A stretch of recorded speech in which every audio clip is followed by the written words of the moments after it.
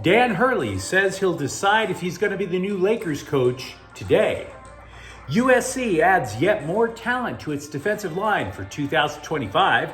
And if you need a hug, well, it does work wonders for at least one Dodgers reliever. Good morning. I'm James. This is your daily dose of sports and snark for the greatest sports city in the world, Los Angeles. This is the faithful Angelenos morning report. So it is June 10th, 2024. By the time you see this clip, I'm going to be on a plane heading east for work. Sucks for me, but as we always say, we start the week off right by talking LA sports. And if you like being in the know about LA, clickety-clack the like button. Clickety-clack the subscribe button. There's a notification bell. Hit that. It'll let you know when we drop new content. Sharing is caring. Let people know we exist. And by all means, comment. Now, before we go through the news and notes, a look at the scoreboard. Yankees 6, Dodgers 4. Let's congratulate New York on saving face, avoiding the sweep. Well done. Teoscar Hernandez homers yet again. He has 16 of those this year. But what is disturbing, though? Tyler Glasnow is 6-5. He allowed 5 runs in 6 innings. Meanwhile, I said the Sparks had to start winning in order for us to start talking. Well, they now have a winning streak, albeit 2, but it's a winning streak nonetheless. 96-92 over Las Vegas. And to be fair, this came against the 2-time defending WNBA champs, so that definitely counts. Derek Hamby scored 18 points, grabbed 10 rebounds. Meanwhile, today, there are no games involving LA teams. Maybe we should all go out and touch the grass or something.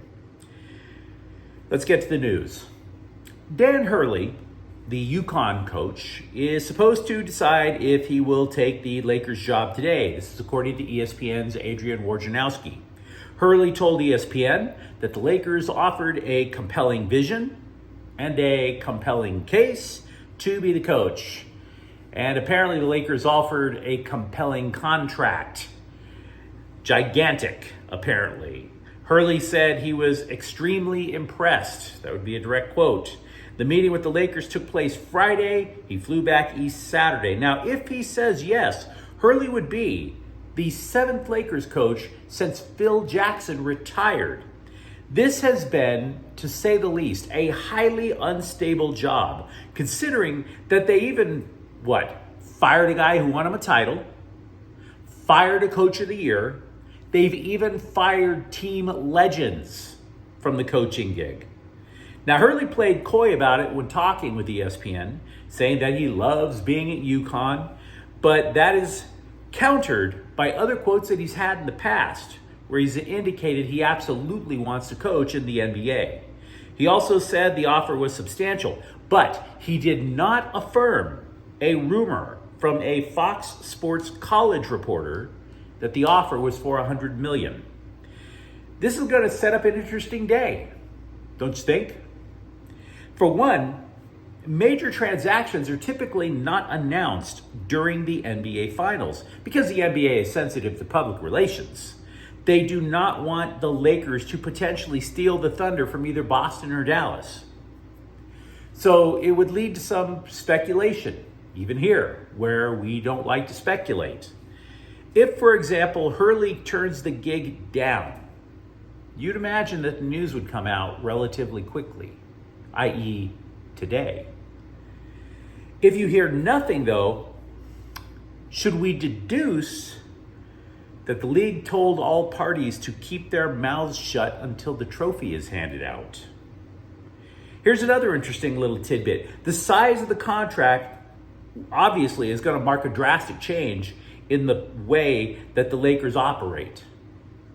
For example, we already talked about it yesterday. We talked about how Darvin Ham only made about $5 million a year. We've spoken a lot about how the Lakers have penny-pinched other coaches. But it just goes beyond money. When Frank Vogel won a title back in 2020, he was rewarded by the Lakers with 1 year of an extension. 1 year. So if Hurley takes the gig, obviously they're thinking super long term, at least by their standards. But there is some risk involved. yes, there have been college coaches who have had a good amount of success and then they jump to the NBA. But the only coach to win a title, both in college and in the NBA, is Larry Brown with Kansas back in 1988 and the Detroit Pistons in 2004. Now, as for the podcaster that the press hyped, know this. There is only one person in the entire Lakers coaching search that was given a second interview. And it was not JJ Redick. It was Charlotte coach, or should I say former Charlotte coach, James Borrego. And by the way, as a special note, if the Lakers do in fact hire Hurley today, I will do my best to get a breaking news report on this channel, like I do with other big announcements for our local teams. It would depend basically on whether or not I'm at work. As for breaking down what the coach brings, though, which obviously was key to this courtship, I might have to wait until I return home, because that's going to involve drawing some big diagrams to try to explain to you guys what makes Hurley such a special hire if in fact he's the new coach. In other words, the big whiteboard of knowledge comes back out, and we'll draw some schemes up there for you. In other Laker news, when we spoke a couple of days ago, I mentioned how Jimmy Butler was trying to stir the pot by claiming that his number looks good in purple and gold.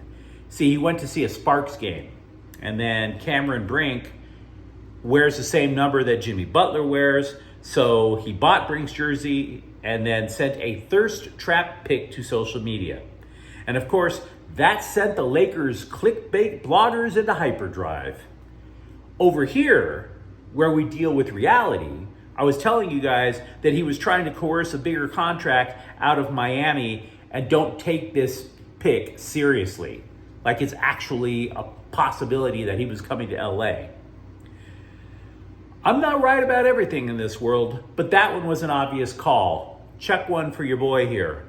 Butler went to social media to clarify the pick, saying, quote, "First and foremost, y'all see this shirt jersey I'm wearing right now. 22 purple and gold says Brink, not Butler, unfortunately. Sorry, LA fans," unquote. You don't have to apologize to me, dude. I knew exactly what the hell you were doing. Anybody with two synapses to rub together up in the cranium knew what the hell you were doing. And if you're going to play those kind of games, those head games, trust me, we're super glad you're not here. We have enough drama going on with LeBron James as it is. We don't need two. Meanwhile, over at Heritage Hall, USC football noticed that UCLA was having a pretty good recruiting week. So Lincoln Riley asked Deshaun Foster to hold his beer. The Trojans have added a 4-star edge rusher, Hayden Lowe, to the recruiting class of 2025. Lowe is the 19th ranked edge rusher in the class. He is the 13th verbal commitment to the program, and it boosts USC all the way up to number 4 in the recruiting class of 2025 in the entire nation. And for damn sure, it fills a need. The Trojans need all the talent that they can get on either line. They already have commitments from other D linemen, by the way. The crown jewel being Justice Terry, a defensive tackle. They also landed Isaiah Gibson. So 3 defensive linemen for the class of 2025. Now, it is a bit of a surprise on some levels, though. Lowe is from Oaks Christian High, right in Southern California.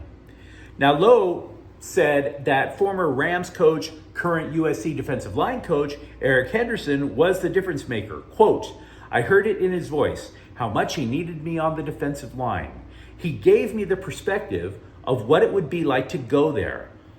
I want to be a Heisman winner in college as a defensive player, and I feel that is something I can do at USC," unquote.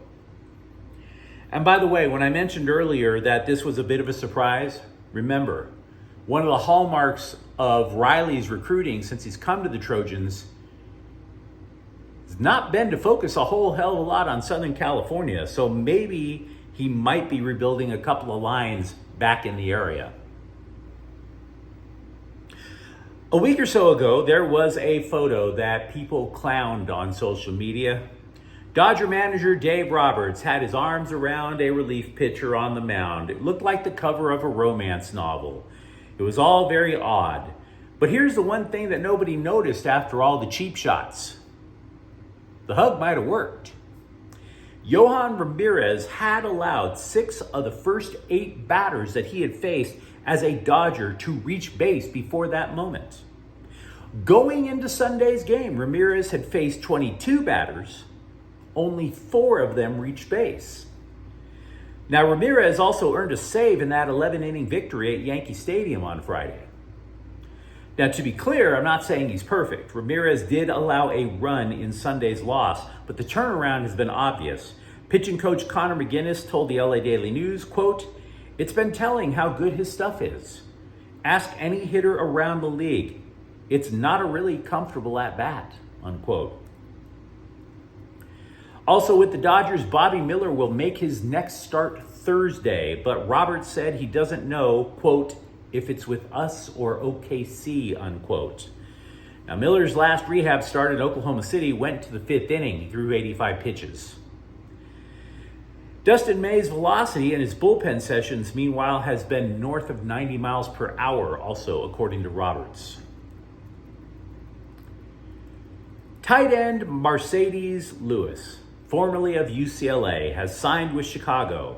And when I say formerly of UCLA, I mean Mercedes Lewis was at UCLA during the George W. Bush presidency. Mercedes Lewis was drafted like literally 2 years before the iPhone debuted. That's how long this guy has been in the NFL. 2 popes ago, for Pete's sakes. He's looking for a 19th season now to pass Jason Witten as the tight end that has played the most NFL games in league history. Now, should he sign, he will be the 2nd oldest player in the NFL behind Aaron Rodgers, which is even more remarkable considering people his age start looking at getting their hips replaced and he can still get in a 3-point stance. But still, you let me know what you think in the comments thread. Are you confident about Dan Hurley coming to the Lakers after the news this weekend? What do you think it'll take? How long is it going to take for USC's defensive line to possibly reach new levels with Danton Lin and the talent coming in? And if you enjoyed the content, don't forget to subscribe to Faithful Angelenos. We talk LA sports every single day. Thank you for watching. I'm James. We might be back later today. Faithful Angelenos is a Kian Cortel Queso production. Take care.